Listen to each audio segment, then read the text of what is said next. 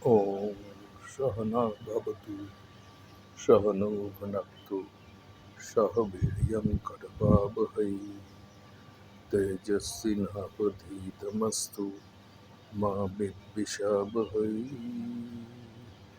ॐ शान्ति शान्ति শান্তি। নমস্কার। আজকে যে বিষয়টা নিয়ে আমরা আলোচনা করব সেটা হচ্ছে পোলারাইজেশন। এই কথাটা আমরা যারা একটু একটু রাজনীতি চর্চা করি তারা সবই অবগত আছি। রাজনীতির ক্ষেত্রে এই কথাটা প্রায়শই ব্যবহার করে থাকি। শুধু রাজনীতি কেন, সামাজিক ক্ষেত্রেও পোলারাইজেশনটা আমরা ভীষণভাবে দেখে থাকি, বিশেষ করে আমাদের দেশে।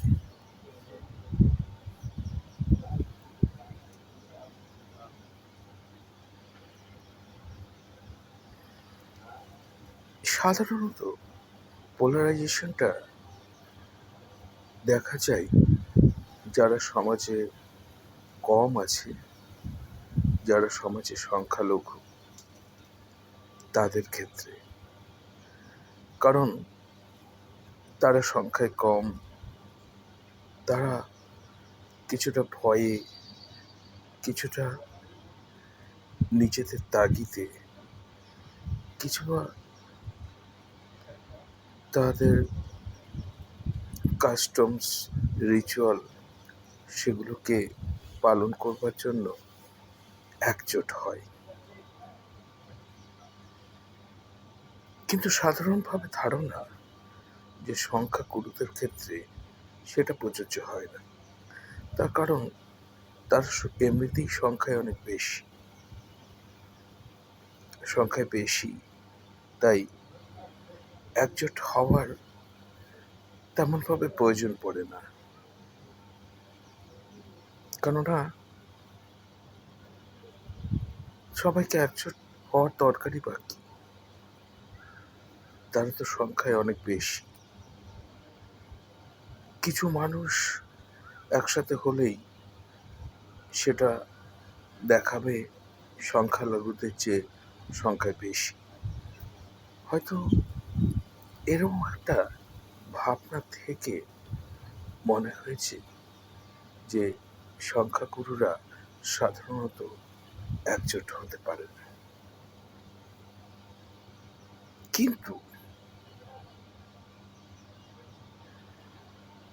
যদি দিনের পর দিন দেখা যায় যে যারা সংখ্যালঘু তারা সবসময় একত্রিত হচ্ছে, এবং একত্রিত হচ্ছে বলেই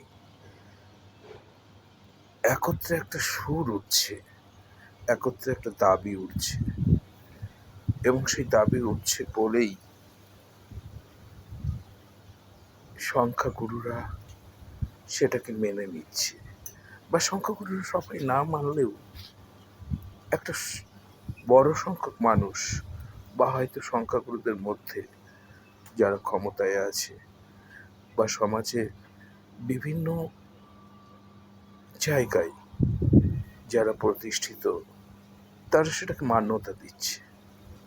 তাদের মনে হচ্ছে যারা একসাথে আছে এদের মধ্যে একতা আছে, অতএব এদের দাবিটাকে মান্যতা দিতে হবে, না হলে তাদের বিপদ। কিছুটা হয়েছে আমরা ছোটবেলায় পড়েছি যে গল্পটা, ঠিক সেটার মতো। এক চাষি বুড়ো হয়ে গেছে, তার 4 ছেলে, কিন্তু তারা নিজেদের মধ্যে ভীষণ রকম ঝামেলা করে, কেউ কাউকে দেখতে পারে না। চাষি মরবার আগে চাইলেও এই 4 জনের মধ্যে একটা একতা তৈরি করে দিতে। সেই জন্য একদিন 4 ভাইকেই বলল 2টো করে লাঠি বাঁশের লাঠি বানিয়ে নিয়ে আসতে, বা অন্য কোনো ডালের দুটো করে লাঠি বানিয়ে নিয়ে আসতে। প্রথমে একটা করে লাঠি তাদের হাতে দিল এবং বলল ভেঙে ফেলতে। তারা সহজেই ভেঙে ফেলতে পারলো। তারপর বাকি 4টে লাঠি একসাথে দড়ি দিয়ে বেঁধে তারপর চাষি বলল, এবার ভেঙে দেখা দেখি। 4 ভাইয়ের কোনো ভাই পারল না সেটা। বৃদ্ধ চাষি তাদের বোঝালো, বুঝেছ একতার দামটা কি?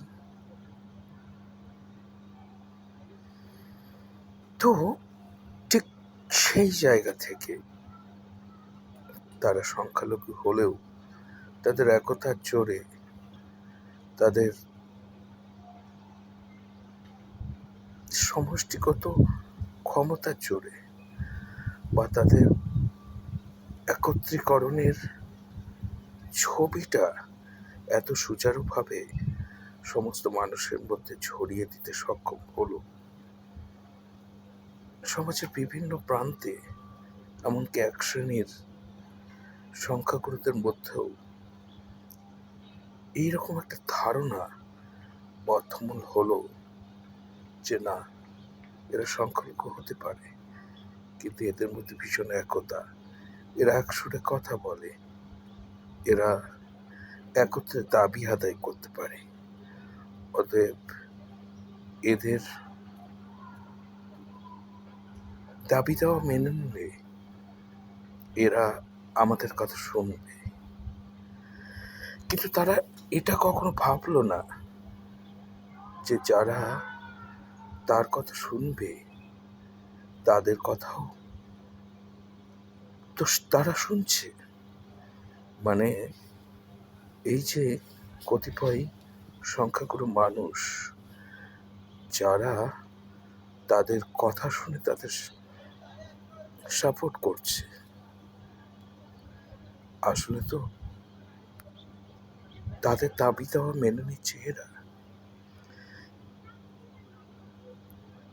উল্টো দিকে তাদের কখনো এইটা চোখে পড়লো না যে সংখ্যাগুরুরাও একত্রিত হয়, সংখ্যাগুরুরাও আসলে একত্রিত হতে জানে, শুধু তারা কখনো দাবি দেওয়া জানায় না।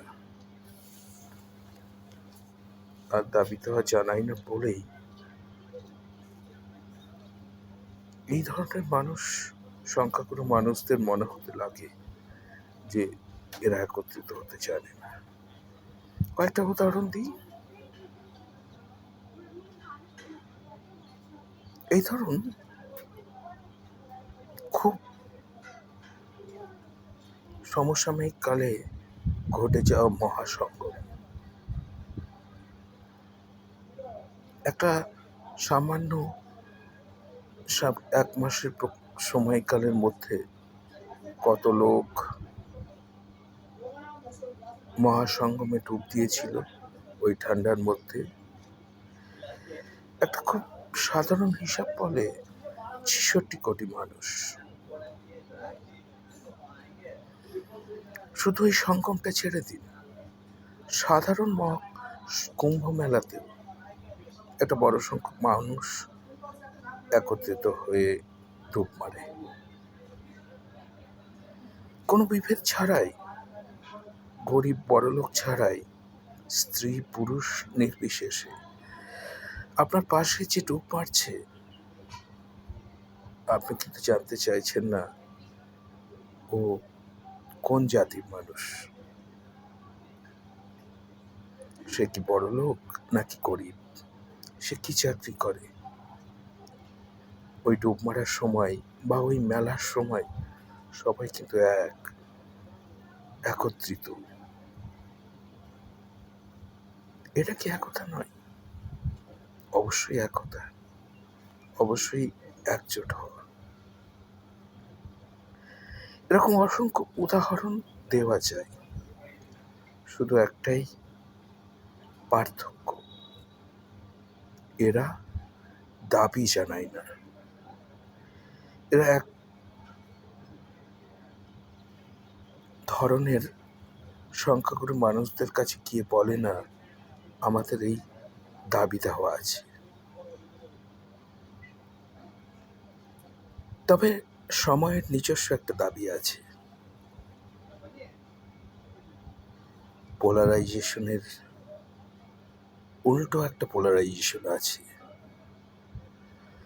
যখন দিনের পর দিন আপনি দেখতে থাকবেন যে আপনার উল্টো পক্ষের মানুষরা তারা কমজোর হলেও, তারা সংখ্যায় কম হলেও একত্রিত হচ্ছে, একজোট হচ্ছে,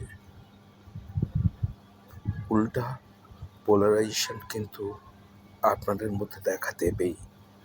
এটা প্রকৃতির নিয়ম।